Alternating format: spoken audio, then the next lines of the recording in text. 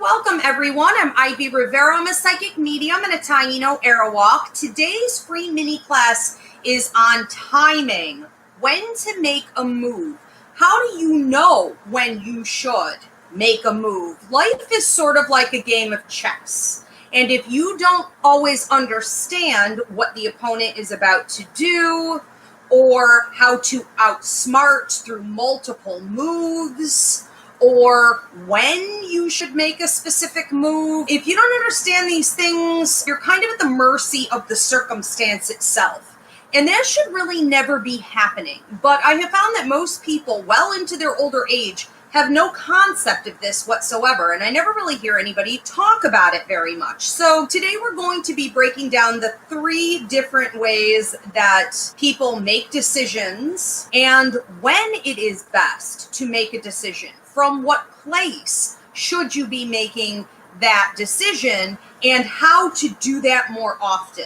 Okay, using some techniques that we're going to talk about here later. Part of the reason I wanted to do this class was because I'm constantly doing readings for my clients and noticing that they screwed it up. They'll come and ask me something and I'll say, all right, well, here's what you need to do and here's really when you need to do it. And then they come back to me a couple months later and they didn't do it right. And I'm like, what were you thinking? They seem to hear part of what I'm saying, but they're missing the part on timing. And if they don't listen to both parts, it's not going to work. It's not enough for you to have collected all the data you need. It's not enough for you to sometimes even be in a power position. It requires that you take that skill and that you take that information and you combine it with just the right moment, just the right time. If we don't have that element, it fails. And these, sadly, are not always situations that come back around again. This isn't always a redo. You know, it's not like life, where if you fail a test, it'll come back around and around and around and around. Timing is not like that. So often I have clients who missed an opportunity because they weren't listening to me.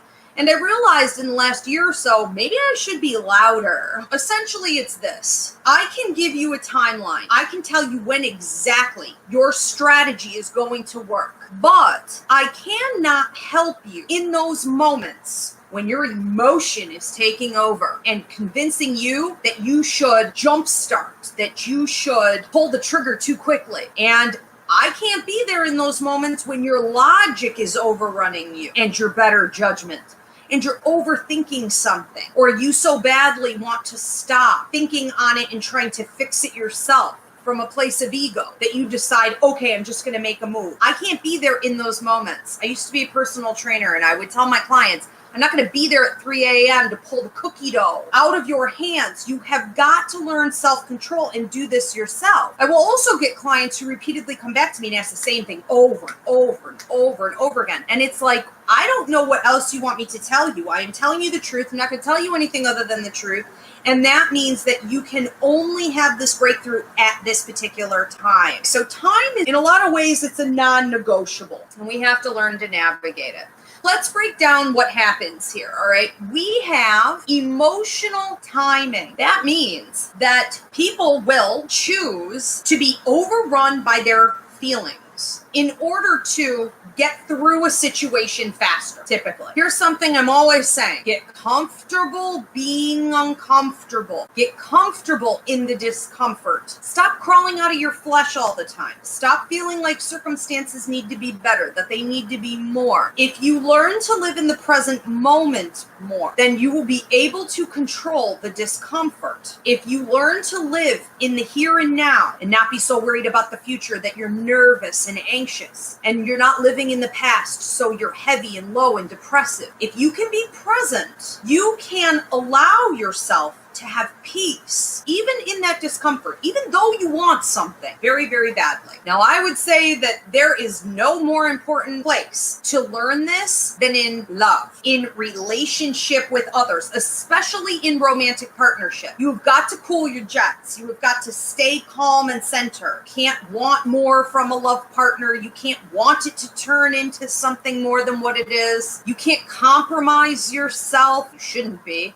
compromising yourself, selling yourself short, overreaching, parenting instead of partnering in that relationship.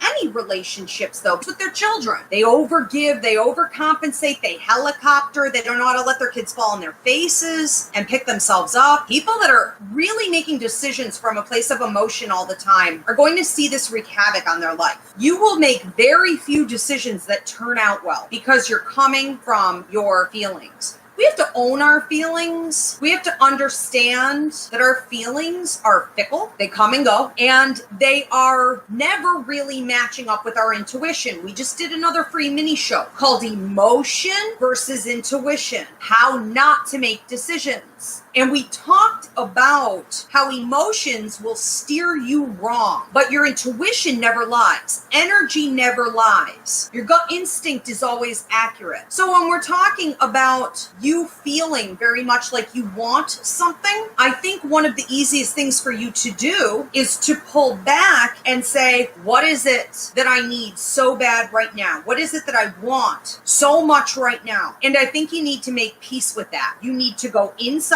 yourself and sit with that need, that burning want, that desire. I would only spend maybe 5 or 10 minutes on this, but do it as often as you need to and ask yourself, what is it really that I can't live without? Okay, and you will find that it's kind of silly. Really. So we have to learn when coming from our emotions to take our hands off different situations. Don't make that phone call. Don't send that text. Don't call your boss again. Don't push any harder. If it is emotional, pull back. Now, a lot of people are making their choices from logic. Now, this is a little bit more confusing. Often our logic does match our intuition. We talked about this on the other free mini class. If your logic is matched by your brain, your mind, obviously, so yeah, that makes sense. And people or circumstances around you will say, yeah, that makes sense. Now is the time to make a move. But you should always, always, always check with your gut instinct and divine timing to make sure that it is the right time, because they often do not match up on this particular point. So stop and test it out. How do you do that? Well, just like we talked about with emotional timing. You're going to want to stop. You're going to want to go inward, be introspective for maybe 5 or 10 minutes and ask, but is this the right time to make a move? And if you feel a red flag, if you feel a burning sensation in your shoulders or up the back of your neck into your head, if you feel heart palpitations or like a nervousness, sweaty palms, you start to feel a heavy sinking feeling like something's wrong, even though it matches your logic, it's not the right time. You're going to have to ask, well, what is the right time? Now, if that's true, something will come to you straight away. Remember that you have access to all of the answers in the universe that you need when you need them. We just don't use the right side of our brain. We don't tap into our intuitive intelligence or our higher minds enough. So we're not in the practice of using this. But it's like picking up a telephone. You know, the telephone rings, you say hello, and there's an answer on the other end. So the minute you decide to go inward and ask this question, you have to trust and know that the answer is available to you. You have to trust what you received. If you hear 3 weeks, that's it. Don't question it over and over and over again. Don't push it away. Don't overanalyze it. It's not logic. It's not the left side. It's the right side of the brain. Accept that answer. 3 weeks? Okay, 3 weeks. You know what? Now I'm going to stay in faith and be patient. And on the 3rd week out from now, I know that something will happen, and I will then know exactly in what moment. And don't be afraid to go back and ask as you get closer for a little bit more definition. Because as you approach the right time, there's a flow of instruction that will start to come to you more easily. Now, one of the things that you may have noticed in the past is that as you were waiting for sort of to hear the gun to go off, to know when the race began, you would notice that as you're approaching a certain date or when it's time to make the right move, you don't even have to ask. Instruction comes to you. The universe is taking care of you. God, your ancestors, your angels, your guides, your higher mind. They send you messages, signs, symbols in your dreams, in your waking hours. When you approach the right time, You should be absolutely bombarded with signs that it's right. If you're not sure and you're not feeling it in your gut and you're hearing crickets, crickets, crickets, it may not be time. And that may not match your feelings or your logic. That's really tough. It requires a tremendous amount of self-control. It goes against everything that you've been taught, every skill that you've been using your entire life, to pull back and to wait patiently in peace until it's the right moment to make a move. This is not easy. This is adulting at its best, right? At its highest level. This is the tough stuff. And I sadly don't see many people evolve into being able to utilize these strategic skills that cause for you to win. Therefore, most people don't level up and they don't complete what is written within your life contract, meaning what you signed on to do before you came to Earth. We have to understand that what's written within our life contract, everything in there is on a deadline. And so many people are missing their deadlines due to this issue. So many people are missing their soulmates due to this issue. So many people jumped the gun and got married too early to the wrong person due to this issue. You're taking the wrong job. You're settling too quickly on a decision, a property. You're not allowing your children or other people in your life the space and the time that they need. There is something very divine in timing. There's a wisdom that you can trust. And a lot of us are exhausted, anxious, nasty, impatient, aggressive, because we are not working within the system of divine timing. Therefore, we're working from a place of ego and control, fear and manipulation, and we're just trying to do it all, not just for ourselves, but for others around us. This creates a horrible imbalance and a real lack of judgment. And these are nice people and not so nice people. I mean, this is everybody. This is everywhere. I see this every single day. Let's talk about, how do you know when? All right, well, how do you know when you are using divine timing? First of all, there is a sinking feeling that you get when you're making a move at just the wrong time. It's almost like kind of like you want to puke. It's kind of like, I feel sick about this. I hate that I have to do this right now. Maybe you don't have to do this right now. So if there's a sinking, heavy feeling of discontentment or worry, it may not be the right time. Now, if you're in divine timing, that will dissolve. You will also, if you're in divine timing, stop obsessing. Maybe not completely. I'm a Gemini. If there are any Geminis or Virgos here in the house tonight, we never stop thinking and nitpicking. Okay, so this actually means a lot coming from someone like me. I will feel a tremendous difference if I made a move by divine timing. In my ability to control my thoughts, I won't have to do it as much. The cyclical pattern of negative obsession over the move that I just made will just sort of put itself to rest. You will also feel like a sense of peace, like you don't have anything more to do. There's this great feeling of being able to sort of sit back and relax. Let go, let God. Okay, now I'm going to sit back and relax. We're going to see where it goes from here. Or I'll say things like, well, I've done everything that I can do. It's like the serenity prayer. I'm going to wait until God gives me another instruction. If I don't hear from Spirit, I'm not even going to think about it. If I haven't gotten instruction in a while, then I'm going to keep doing what I was told to do last. And if that's waiting, then that's waiting. That's fine. That's still doing the work. I have more of a sense of peace with that when I'm coming from divine timing. That's easier. And it will be reinforced by things outside of you. So let's get into that too. This was the second thing that will help you to understand. There are signs and symbols, totems, animals, dreams, your ancestors, your guides, all of these visits. While you're awake or while you're asleep, numerology will start to follow you, number patterns.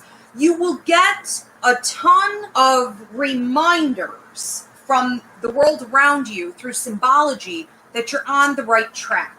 Just stay steady on the course. Sit tight. You're still doing the right thing. Now, if you're not getting any of that ever, you may be off track with the timing that you chose to do things in. Okay, how can you better work from divine timing? Well, this is something I'm always telling my students and my clients and my kids. No one can do this for you. There is no magic trick to any of this. This requires self-discipline. This requires self-control. This requires practice, when I post things on this on social media, I always get the crying face emoji, and people are so miserable straight out of the gate. I said, whoa, you're going to have a really hard time with this. You have to be willing to do the work. Nobody can come and do this for you. And somebody will always post something like, easier said than done. And I say, well, you're never going to get anywhere with that attitude, because practice makes perfect. At least try.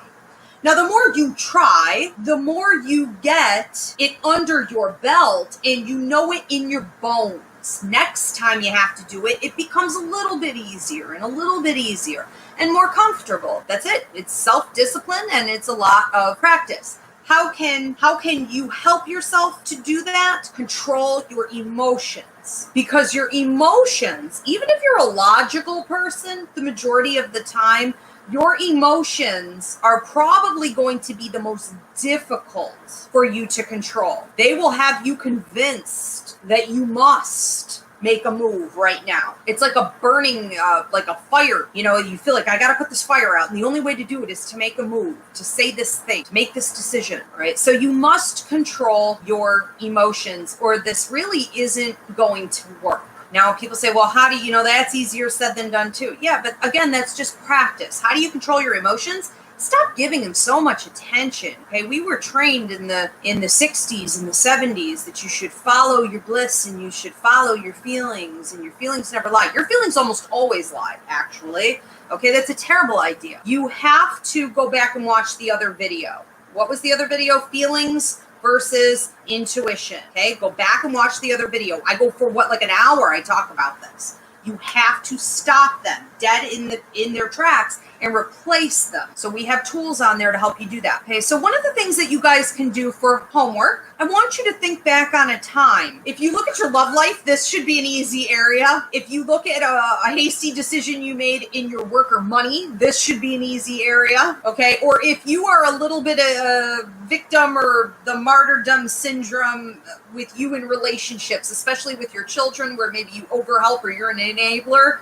that should be an easy area to look at. So I want you to think back on an area of your life, a decision that you made that was definitely done in the wrong time. And I want you to write that down in a little journal, and then I want you to write, after you remember back on that, you may want to go inside your head and sort of sit with that for maybe 3 to 4 minutes. Just sit with it. Replay it in your head. And when you do that, you're going to start to have some emotion. I want you to notice how that felt. How did that feel mentally, physically, emotionally? How did the world around you react? Did you feel that you had the support of your ancestors and spirits at that time? Or did you feel very lonely? I want you to write those things down, because the nice thing about humans is that we're very patterned. However you felt during that one time, you still feel that way today when you make a bad move at the wrong time. Okay, it's all the same. Then I want you to do another little homework assignment here. I want you to think about a time when you made a decision that was in just the right time. And I want you to do the same exact thing. Sit with that for about 3 to 4 minutes. Think about how the world reacted with you, what kind of dreams you were having.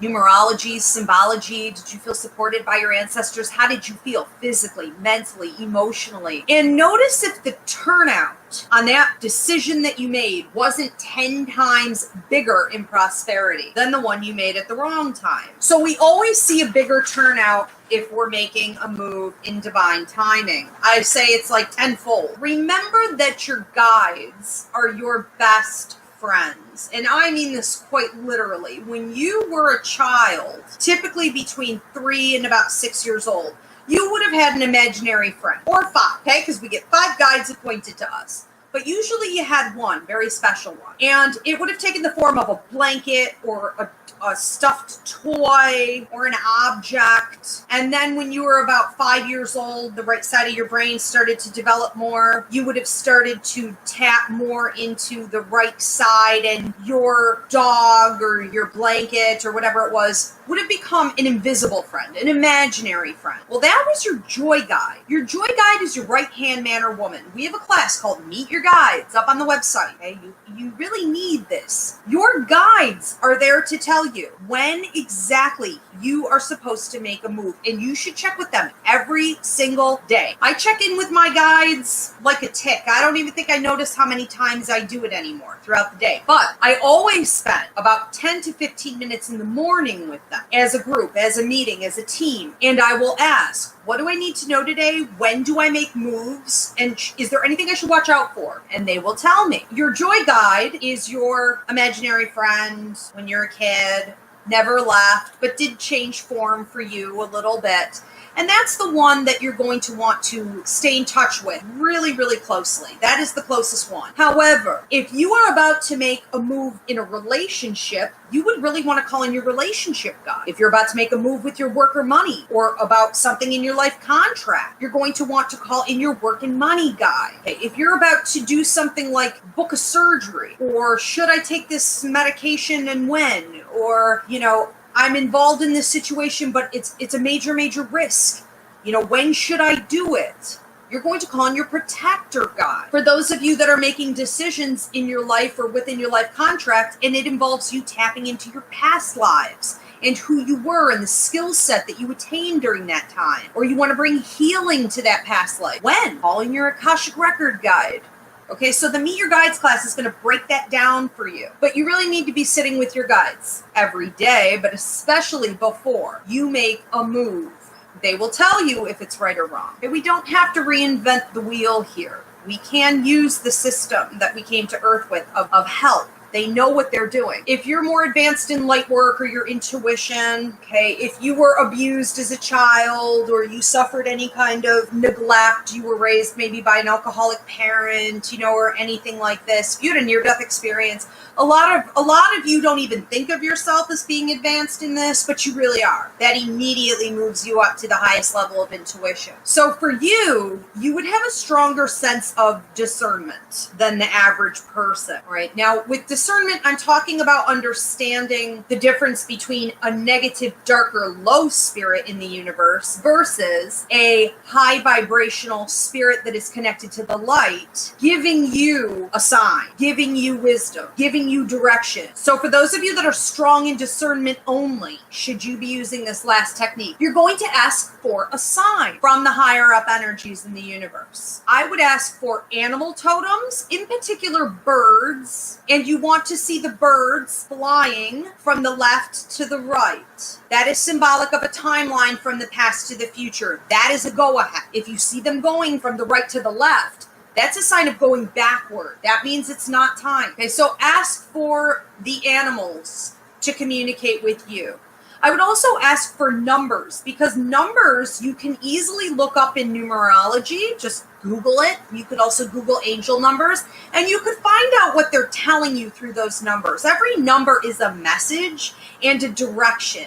And so you could say specifically, I need numbers showing me the timeline. You could also ask for them to come and give you very specific signs in dreams, or to use other humans as the mouthpiece for God, as I say, which means people around you will automatically start channeling. They won't remember it. They're going to go into trance-like states, but humans are a wide open channel. They're manipulated all the time. We're all being manipulated all the time. So you can ask your spirits to use the people around you to automatically channel and tell you when it's the right time. You could design another system. You could ask for a sensation in your body, like a tingling in your arm or a ringing in your ears. There are a million things that you could do. But I would set up, for those of you strong in discernment, a system that can always be used over and over and over again with your spirits to help you to know, okay, now. And that's it. That's all you ever really need to know. Put it out of your mind the rest of the time. The minute you get that go ahead, make your move. Pretty much what I got on this, folks. Do we have questions or comments? If you do make a mistake with your timing, is there a way to correct it so that you can continue to level up and make moves? It really depends on the situation and what we're talking about. If you did not do something within your life contract by deadline, no. There's nothing that we can do with that loss. The only thing that you can do is to hit the next, I call them pivotal points. So if you guys need life contract reading with me, that's what you would want to book. And you'll hear me talk about this a lot. You hit these pivotal points, you only get 5 or 6 in your entire lifetime. So in an error like that, you can hit the next pivotal point, and what will happen is that things in your life will start to move very rapidly. It's sort of like playing a game of catch up, but we still can't necessarily pick up on those losses. Some of them may have to just be recycled into future lives, okay? However, some of it can be recouped, and you can certainly make sure that you stay on track with what's left. If it is a situation, sometimes in a relationship, if you missed, it's possible that something could come back around if that other individual is willing, if the communication is good, if there's a contract between the two of you, like a soulmate contract, karmic contract, we could see more willingness there to work with it. And I would also say that if you missed something and it is connected to a major life lesson for you, it may come back around again, probably. What about when you are receiving signs that you're making the right move, but then the outcome doesn't happen? Did we misstep somewhere? Well, I would have to look at the specific situation, but if you're receiving signs that you're making the right move and then it didn't go well, it could be that you misread those signs. Sometimes we are manifesting signs because we want to believe that we're doing things right. Sometimes we are reading signs incorrectly, so we're reading them as encouragement on timing when they weren't. They were just encouragement on the situation itself. So it gets complicated. If you're doing something in divine timing, you are going to see a good turnout. That's it. So there was probably some other kind of miscommunication going on there, and it may very well be on your perception of what you were receiving. Thanks, everybody.